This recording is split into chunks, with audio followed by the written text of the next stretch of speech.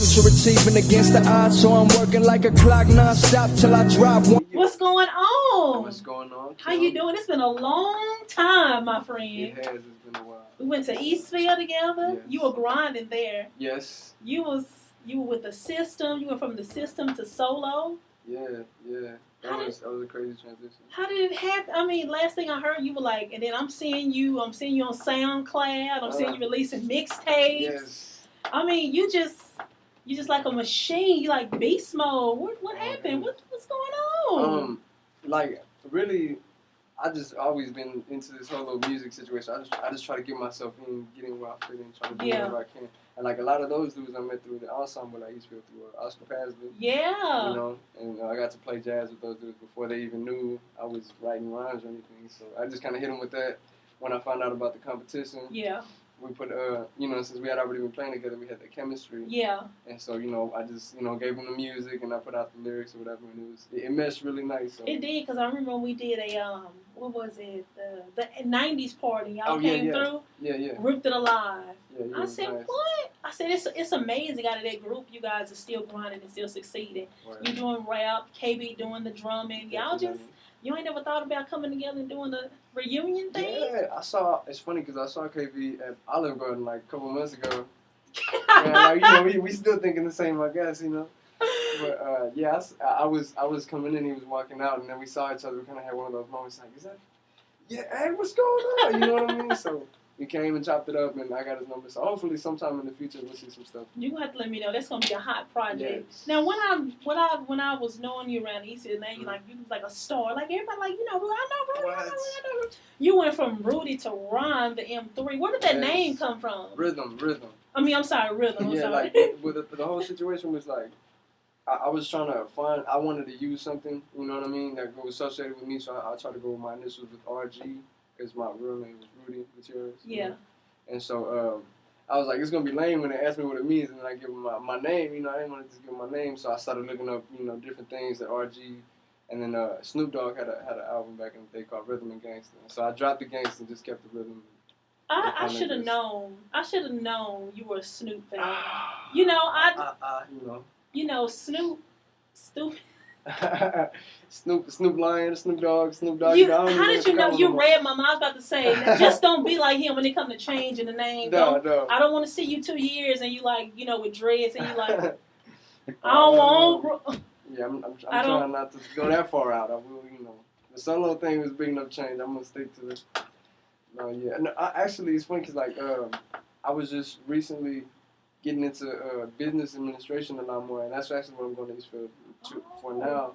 And getting into that, I started looking into branding and how different artists kind of sold their product and maintained their product consistently over the years. And Snoop Dogg is one of those people that managed to keep his brand like hot. It's been decades. You know what? I follow Snoop on Instagram.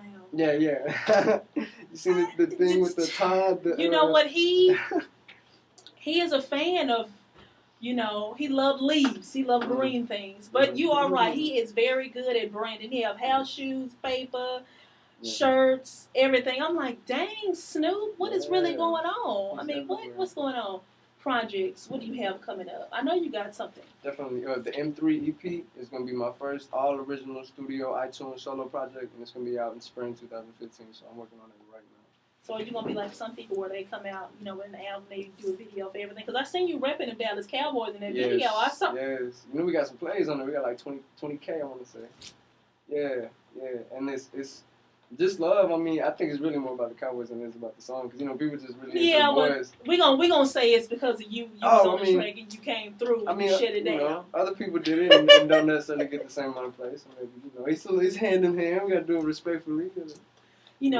That's right. What goes into the process of you making a song? Where does your inspiration come from with writing a song? I mean, real life experiences more than anything, because I've always been a big fan of the idea that if you have things to talk about, you have things to create art about. You know what I mean? And it's like, and if you have a passion for a conversation, you have to put that same passion and expression into a canvas or a beat or a song, you know what I mean? Ooh, I like that. Can you spit something for us right quick? I can't make a beat. I'm really, I can give you elementary realness. All right, let me see. Sometimes this life's got me stressing, second guessing, learning lessons. Sometimes I gotta stop, breathe, and think about my blessings. I could have been a reverend, instead we chose the streets. We could have been some pilots, but instead we rode the trees. See, the scissors is a must. Make 'em and we trust that whatever that we does doesn't bite us in the butt. Just pass to the team, the last of a breed. We could blast on that, but the cash makes peace. See, plans make teams. Then you gotta organize them. The road to Solomon success can be a lonely island. I gotta focus. This mission is needing more than time. I'm motivated because every day that I wake, I'm shining. Trying to be my own man, growing into a grown man, thinking like an old man, thinking like there is no end, moving and making adjustments. Listening to the OGs, plotting out a scheme. What dream, Kim? We don't sleep. Oh, you know my friend. Oh, that's hot. That's hot. Oh, Lord, I got to take my scarf off a little bit. In my soul. Look, you. For you, that was for you, Kim. I like that. I'll make sure I take that part out and, put it so I can say that song was in dedication. It's all up. I was telling my brother here on the way over here that you were the first person that really showed me love on that, like the media type, style, and just, to be able to get that reciprocation that opened up so many doors for like, the potential, what could happen, what may be done one day, and now we are where we are. I mean, I'm telling you, isn't it amazing? That was years ago. I mean, to see you grow is amazing. I mean, when I seen you, with the system, it was like, this dude got mad skills. If he just keep doing it, he gonna become something. I looked up on Instagram and I said, is that Rudy? They was like, oh no, that's M3. I said, wait, I'm talking about, what, did I miss something? I missed a whole lot. It was like a gap in between. I mean, you just grew and you elevated, and seeing you from the beginning and seeing you now, it's awesome and it's amazing to see that you didn't give up. Sometimes when people don't see things happen quickly, they're like, yeah, maybe I need to go work at that McDonald's because this rap thing, it ain't working. What made you want to persevere through all that? Because sometimes you have little spurts where you be like, all right, then you be like, I'm live. You Yeah. I think it all goes back to philosophy, because a lot of that understanding of the bigger picture kind of keeps you going. You know what I mean? The same way a father or mother will get up and go to work because for that love of that child, and because you know that there's something deeper, there's something bigger at hand. So sometimes I do have days like that. And on those particular days, you ask me the same question, I'm about to tell you something else. But I mean, when we get to reflect on those moments, knowing that you can take that and kind of build yourself as a stronger person, because it's like, oh man, I could give up, but but think about all the things we've done and all the things we could do. It's like that keeps you going. Top 3 artists motivating you right now at this current time. Pablo Picasso, Currency, The Hospital from New Orleans. And Joey from New York, Joey Badass. Oh, he's good. Yeah. He's underrated. Oh yeah, so much. But he got good taste. Pay him that.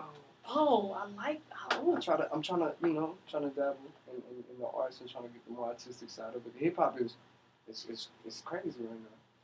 Hip hop is crazy. Where do you think you fit in the midst of hip hop? And that's a good question. It's almost like, I feel like gum. Like you can't really just fit me in a place. I'm just gonna stick, and I'm there, and the game is gonna mold around that. It's kind of crazy because I get a lot of people that kind of address the race factor. What I mean? They say, okay, well, you being Mexican, how does that fit into your sales? Are you gonna be able to compete with the other artists that come into the game? I say it's more about your content than your context sometimes. Yeah. And so I mean, clearly you're doing well. I mean, you're doing something. We trying to do something. We hanging on. You're not trying. You're not trying. You're doing. You moving like the Z and lasagna. You remember that Lil Wayne? Snap. You know what I'm saying? Yes. I'm trying to get it, but I'm happy to see. You grinding. Now, do you have like a website? Yes. Do you have? Tell us about that. Tell us the website, your Instagram. www.rhythmvm3.com. Now it's a lot. We're gonna try to make it easier on the people, and in the future. But for right now, RHYTHMVM3.com, and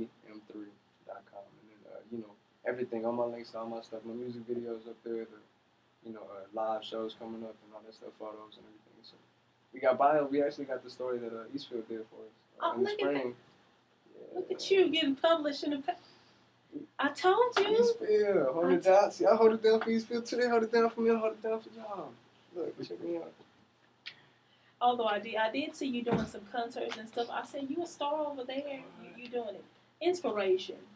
Who's your biggest inspiration, or what has been your biggest inspiration as far as life goes? Because you talked about it how your inspiration comes from real life experiences. Tell us about some of those experiences that made you or molded you into who you are today. Well, I definitely would say that, like, the political climate of, the United States and Mexico have a lot to do with the way that I see things. And like, ever since I was conscious enough to understand how big of a role, race played Yeah. in the economics of the country and the politics of the country, I really started, like, taking some of that misunderstood anger and trying to do something productive with it. You know what I mean? Because you can't always just be mad at the system and just hold it against the system and be like, yo, give it some type of scapegoat. Sometimes you got to take the anger and do something productive with it. And, like, I see a lot of people. I can't even just put it on one person because I see people like Muhammad Gandhi, people like Malcolm X, people like Martin Luther King, people like Che Guevara, people like, Emiliano Zapata, like different leaders that took their situations, their difficult situations, and they gave the people hope with it. They gave the people strength with it. And I say, when I'm gone, that's really all that's going to be left of me too. You know what I'm saying? Yeah. Like what we can do with our word, with this. The same way you got this power and you were able to, open up a door for me doing this. Like if I can open up some doors, thought-wise, consciousness-wise, and I'm gonna try to do it like the people before me did it. I like that. Just play my part. Where do you see yourself in 5 years? I see myself operating my own studio because we already have one now. But, we're looking for a location. We've been looking for one. And we're real meticulous on how we try to run the business. So we definitely see ourselves continuing the operations with the audio engineering and, reproducing stuff for other artists. We're going to offer, basically, like, we're going to give the opportunity to everybody else. Like, if one-stop shop, you need to get that stuff done, we're going to try to make it an outlet so we can have more art coming out from the city, make it easier, make it more attainable for the youth. And so we're going to definitely be doing that. I'm going to be working on my solo project. Hopefully got some with KB in the works. You know what I mean? Get some more live. That would be sick. Yes. You have to totally invite me to that. I'm just saying. Oh, because, he ended up taking off. He said he was doing a contract in South Africa. So he left for a while playing drums doing that. And then ever since he came back, I haven't really, seen him too much. But hopefully when he gets a chance to come out, I should have told him. I see him all the time. Yeah. Because he goes to UTA. I was like, dang, wish I didn't think about that. But we can. Yes. You know what we'll talk about that. We'll talk about that after. Now you have your brother here. I wish y'all can see. I wish I can turn it around. Right. Just say hey. Just say hey to the people. Hi, how are y'all doing? Now I remember you from Eastfield, and I remember what I liked about the dynamic of you guys. I liked it how you watched over your brother, and you looked and you took care of him. You kind of sort of took him under your wing. How have you seen him grow from when he first started until now? Well, I've seen a lot of good changes, and one thing that's for sure, he hasn't. His passion for music hasn't changed. I grew up with him. I saw him when he was little, and he was taking piano lessons when he was 6 years old, and then pursued his career in music. And a lot of the times, you as an older brother, you think, is this something that he really likes, or is he just doing this because he sees all these people doing it and he wants to be famous? Yeah. But then when you sit down when I sat down and looked and read all of the material that he wrote, you can just tell that he's got a lot of talent. That hey, and you have to recognize that, not just because I'm a brother, I got to put my brother to the side and just think about him and analyze him as an artist. And I truly believe that he's got a lot of talent. So, when you see whether it's a singer, a writer, a rapper, a dancer, and you see that they have talent, you got to support them. And then especially if it's something that they do because they love it, because they like it, Yeah. you know, then there's no doubt that we as grown-ups, as mature people or experienced individuals have the responsibility to not only support it but help them try to further that. I like that.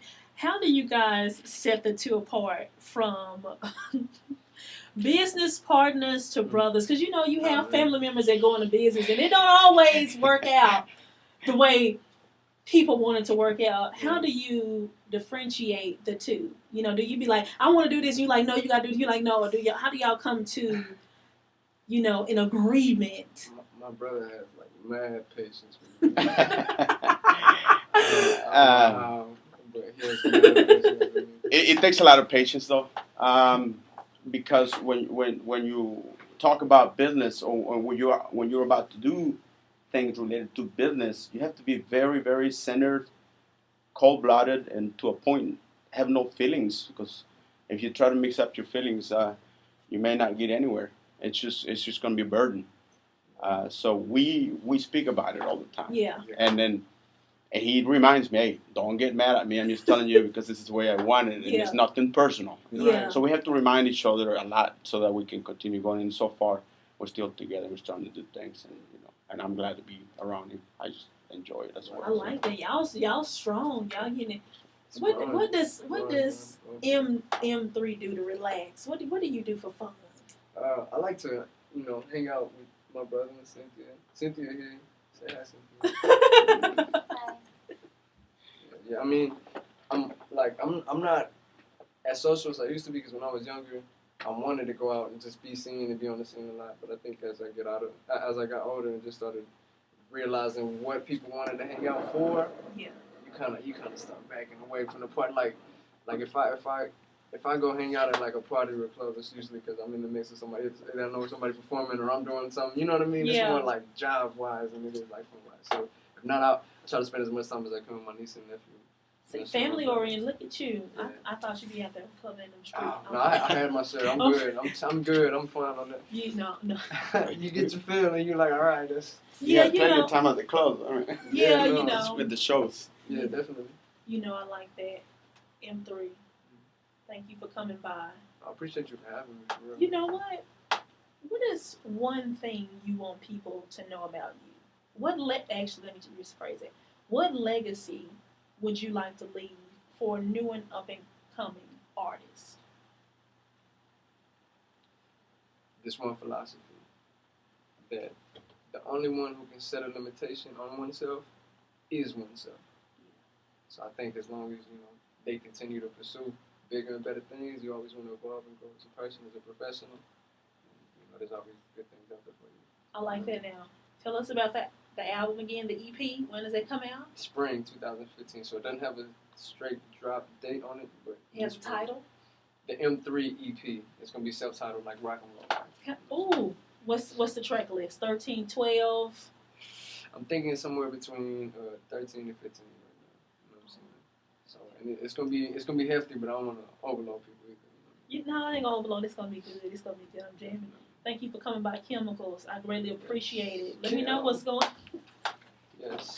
Let me know what the next move is. Definitely. You gotta keep me so I can post it, so I can get it down. I know for sure November 20th I'm gonna be on stage at the Smoke DZA Young Roddy concert at the Curtain Club. Oh. It's November 20th. November 20th. Yeah. Okay. So if you're not doing nothing tonight, let me know. I'll get you a ticket. Oh, okay. I'm gonna get some video for that. All right. Thank you.